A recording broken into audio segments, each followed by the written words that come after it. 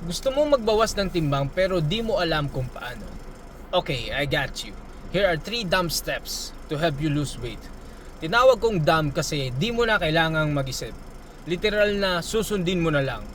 Pero bago yan, disclaimer muna tayo dahil marami na ditong mga science-based.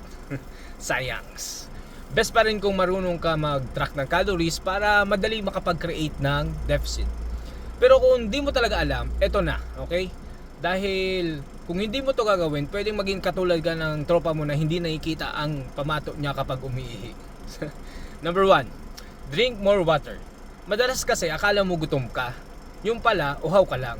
Kaya bago mo yan isubo, minom ka muna ng 2 basong tubig o kaya try mo mag Coke Zero para may lasa, masarap at malakas din maka-bloat. Number 2, walk 10k steps minimum. Ibig sabihin pwedeng lumagpas pero wag na wag kang kukulang. I advise you to invest in a fitness band like this.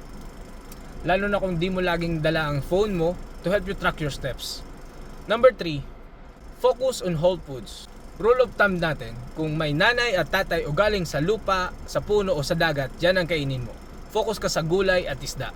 Ang goal natin dito is for you to be unconsciously in a calorie deficit. Unconsciously kasi di mo na kailangang mag-isip. Gawin mo lang to araw-araw at share mo na rin sa tropa mong kailangan ng makita ang pamato niya.